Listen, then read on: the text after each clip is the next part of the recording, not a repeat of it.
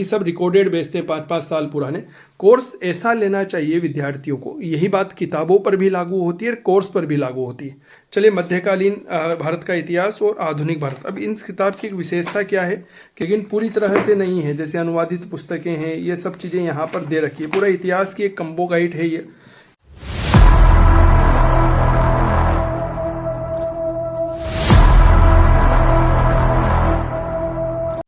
नमस्कार साथियों, स्वागत आप सभी का चंदू सर की क्लास के मंच पर। आज मैं इतिहास की 3 किताबों का रिव्यू एक साथ करने वाला हूं कि हमारे लिए कौन सी उपयोगी है। सबसे पहली रचना आती है भारतीय इतिहास, जो आर्य कंपटीशन टाइम्स की है। हम में से अधिकतर इतिहास विषय के जो साथी हैं, विद्यार्थी हैं, उनके पास यह किताब मिल जाती है। ठीक है। इसके बाद पब्लिश हुई भारतीय इतिहास मानव उत्पत्ति से देश की आज़ादी तक, ये नाथ पब्लिकेशन के द्वारा है। और तीसरी सबसे लोकप्रिय किताब जो इन दिनों बनी हुई है वो है भारतीय इतिहास पीएसपी हिस्ट्री आरंभ से आज़ादी तक।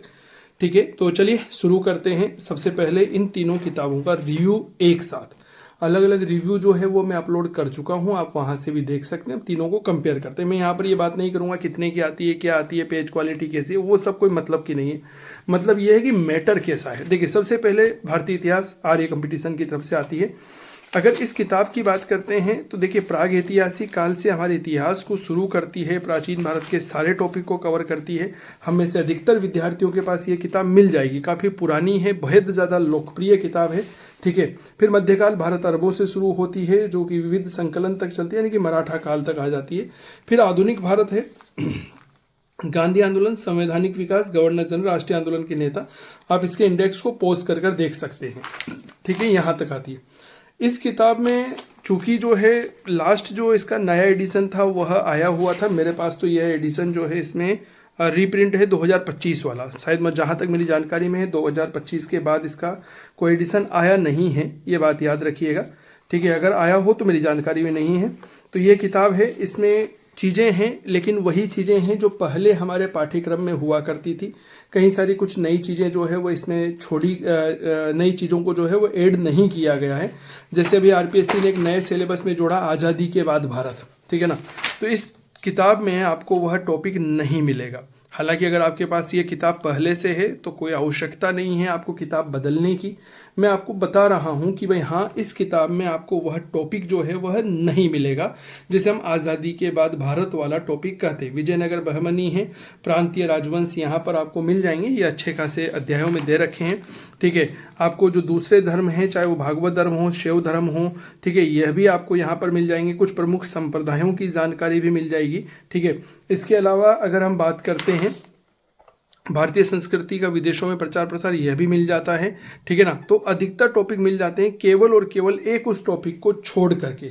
वह टॉपिक आपको इसमें नहीं मिलेगा। इसमें जब इन्होंने रीप्रिंट करवाया था ये वाला जो 2021 में जब 4th एडिशन आया था, तो उसमें कहीं सारी त्रुटियां रह गई थी।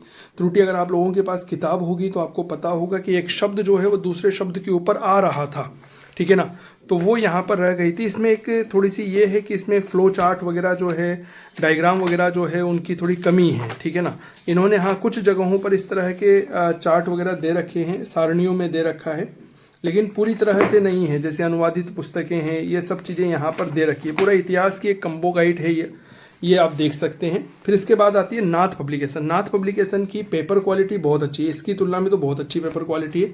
वाइट पेपर है इसका। ठीक है, और हमारे सिलेबस की अगर मैं बात करता हूँ तो लगभग सारे सिलेबस को कवर करते हैं, लेकिन वही आधुनिक भारत का जो एक सिलेबस है वह इसमें आपको नहीं मिलेगा। कौन सा? आज़ादी के बाद भारत वाला। क्या बात क्लियर हो गई? संवैधानिक विकास है, संविधान सभा है, राष्ट्रीय नेताओं की भूमिका है, गवर्नर जनरल और वायसराय हैं, भारत के गवर्नर, स्वतंत्र राष्ट्र निर्माण, ये वाला टॉपिक तो मिल जाएगा। लेकिन उसके बाद नेहरू युग तक के है, लेकिन 2000 तक का इतिहास इसमें नहीं मिलता है। ठीक है ना, ये बात याद रखिएगा।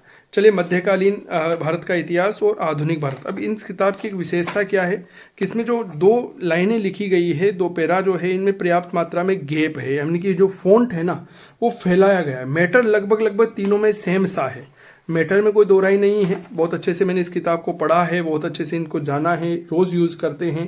ठीक है, तो जैसे सारणियाँ हैं, इसमें कहीं जगहों पर इस तरह से अलग से हाईलाइट कर रखा है। गैप बहुत है। अब इस गैप की वजह से क्या होता है ना, जब गैप ज़्यादा हो जाता है तो पेजों की संख्या बढ़ जाती है। क्या ये बात क्लियर हो गई? तो इस तरह से आप इसको देख लीजिए, पोज कर आप इसके सिलेबस को भी, इसके इंडेक्स को यहाँ पर नोट कर लीजिएगा, देख लीजिएगा कि भाई इसमें क्या क्या चीज़ें हैं जो आपके लिए मिल जाएगी।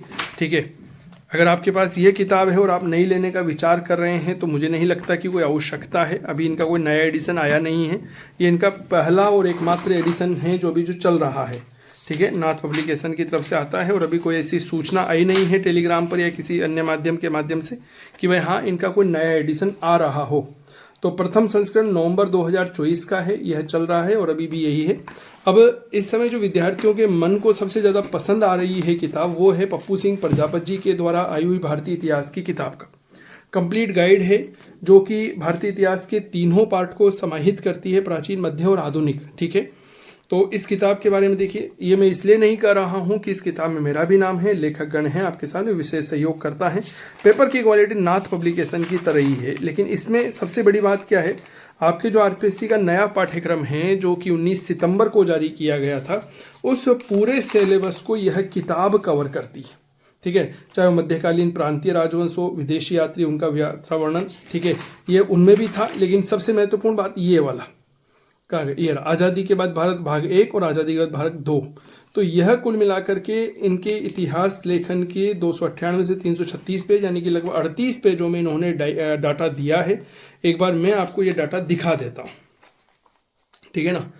और देखो, कोई भी हमारा काम है कि मैं आपको ये किताब बताऊं, तुलना करूं। अब इसमें देखिए आप, इसमें क्या है ना, जैसे नाथ पब्लिकेशन में हमने देखा था कि फ़ॉन्ट थोड़े से बड़े थे, फैले हुए थे। यहाँ पर फ़ॉन्ट फैले हुए नहीं है, इन्होंने जगह का ज़्यादा उपयोग किया है। पेज की जो जगह होती है उसका उपयोग इन्होंने बहुत ज़्यादा किया है। जहाँ पर लगी कि यहाँ ये थोड़ी सी जगह बची हुई, तो इसमें लगा एक सारणी लगा दी इन्होंने, तो इस वजह से इन्होंने ज़्यादा मैटर देने की कोशिश की है। देखो, इनकी किताबों की एक विशेषता भी रही है पीएसपी हिस्ट्री की, कि ये मैटर थोड़ा ज़्यादा देते हैं, इसमें कोई दो राय नहीं है। ठीक है ना। आप इनका प्राचीन भारत एक नवीन सर्वेक्षण देख लीजिए, जो भी किताब आप देखना चाहते हैं वो देख लीजिए। ठीक है, अब आज़ादी के बाद भारत देखिए, ये देसी रियासतों का एकीकरण, स्वतंत्रता पश्चात विविध समस्याएं और संविधान निर्माण, ये सारी चीज़ें इसमें यहाँ पर दे रखी है कि साहब ऐसी क्या क्या बाधाएं थी। अब इसके लिए आपको एक अलग से कोई, ये दोनों गाइड में आपको नहीं मिलता, चाहे वो आर्य वाली हो चाहे नाथ वाली, वहाँ पर आपको ये चैप्टर नहीं मिलेगा। हाँ, संविधान निर्माण और संवैधानिक विशेषताएं वहाँ पर आपको मिल सकता है, पर यह चैप्टर नहीं मिल रहा है। बाकी मेरा जो इतिहास वाला कोर्स है ना, फर्स्ट ग्रेड वाला, जिसे लाइव बैच है, पूरे राजस्थान का एकमात्र लाइव बैच चंदू सर की क्लास पर ही चल रहा है ना, जिसे नाम दिया गया प्रहार बैच, है ना। बाकी सब रिकॉर्डेड बैच थे 5-5 साल पुराने। कोर्स ऐसा लेना चाहिए विद्यार्थियों को, यही बात किताबों पर भी लागू होती है, कोर्स पर भी लागू होती है। कोई भी कोर्स 2 साल से ज़्यादा पुराना नहीं होना चाहिए। अगर कोर्स 2 साल के ज़्यादा पुराना है तो फिर वह आपके लिए थोड़ा सा आपकी उम्मीदों पर खरा नहीं उतर पाएगा, और फिर वहाँ पर हमें समस्या आने लगेगी। दूसरा, कोर्स अपडेटेड होना चाहिए। जैसे ये किताब है, अब ये पूरी तरह से अपडेटेड है। देखो, पहला एडिशन आता है, चाहे वो नाथ का हो चाहे पप्पू सिंह जी का हो, भाई सब गलतियाँ हो जाती है, अपन इस बात को मानते हैं, है ना। लेकिन हाँ, चीज़ें तो अपडेट मिल रही है ना।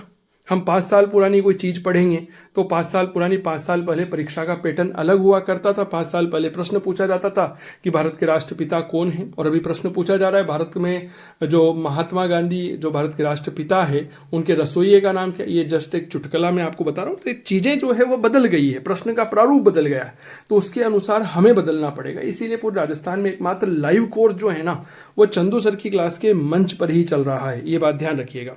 और बहुत शानदार तरीके से हमने पिछली बार जब पढ़ाया था तो 419 क्लासें मैंने पढ़ाई थी कुल मिलाकर, जिनमें 98 प्रश्न आए थे। मैं यहाँ पर ये नहीं कह रहा हूँ कि आप अभी जाइए और ले लीजिए कोर्स, पहले देखिए, है ना। देख करके उसके 5, 7, 10 क्लासेस लीजिए, डेमो क्लास लीजिए, फिर उसके बाद आप खरीदिए। यानी कि पहले इस्तेमाल करिए फिर विश्वास करिए, ठीक है ना। ये बात याद रखना। तो मैं कह रहा था कि इन्होंने अपनी किताब में पूरी तरह से जो है वह जगह का उपयोग किया है, कई सारी चीज़ों को हाईलाइट किया है। ये एक बहुत अच्छी बात है और किताब को काफ़ी अच्छी बनाती। थोड़ा मैटर ज़्यादा है, हो सकता है कि पढ़ने में थोड़ा लगे तीनों गाइडों में। अब एक बात मैं आपको बताता हूँ, तो गाइड कैसे पढ़ी जाती है। हमेशा एक बात याद रखिएगा, कोई भी किताब आप लेकर आते हैं तो कभी भी हमें पूरी किताब नहीं पढ़नी होती है, ये बात याद रखिएगा। हम ये खाना खाने जाते हैं, हम पूरी थाली को भर लेते हैं ना, वो गलत करते हैं। कभी भी पूरी किताब नहीं पढ़नी होती है। आपको पढ़ना होता है तो केवल और केवल महत्वपूर्ण बातें जो आपके सिलेबस में, जब आप सिलेबस के अनुसार बात करोगे ना, तो ये गाइड जो है ये गाइडें केवल और केवल 60% ही रह जाएगी आपके काम की, बाकी हट जाएगी, ठीक है ना। तो कहते हैं कि साहब हमें उतना ही खाना चाहिए जितनी हमारी पेट में जगह हो, ठीक है ना। कोर्स भी ऐसा ही होना चाहिए। तो चलिए, तो ये था रिव्यू। अब एक बात और कह दूं, मान लीजिए आप में से किसी विद्यार्थी के पास आर्य की गाइड है और आप सोच रहे हैं मैं पप्पू सिंह जी की गाइड ले लूं, मत लेना, ये सफिशियंट है, पढ़ चुके हैं या आप अपना चुके हैं तो ठीक है। आपके पास पप्पू सर की किताब है, वेल एंड गुड, कोई आवश्यकता नहीं है दूसरी बदलने की। अगर आप नाथ पब्लिकेशन को लंबे समय से पढ़ रहे हैं तब भी आपको कोई आवश्यकता नहीं है दूसरी कोई गाइड लेने की। यानी कि जो है अपने मैटर पर विश्वास करिए पूरी तरह से, उस मैटर के प्रति ईमानदार रहिए, सत्यनिष्ठ रहिए, नो डाउट बहुत शानदार चीज़ें जो है वह आपको मिलने वाली। बाकी इतिहास विषय के लिए आप चंदू सर की क्लास मोबाइल एप्लीकेशन डाउनलोड कर लीजिए, अभी वहाँ पर टेस्ट सीरीज भी चल रही है। और साथ ही साथ बहुत जल्दी एप्लीकेशन में 1500 प्रश्न जो है वह निःशुल्क में करवाने वाला हूँ, तो उसका भी लाभ आपको मिलने वाला है, ठीक है। बहुत बहुत धन्यवाद। अगला रिव्यू आप कौन सी किताब का चाहते हैं वो बता दीजिएगा, और ये रिव्यू आपके लिए कितना फ़ायदेमंद रहा वो भी मुझे बता दीजिएगा। धन्यवाद।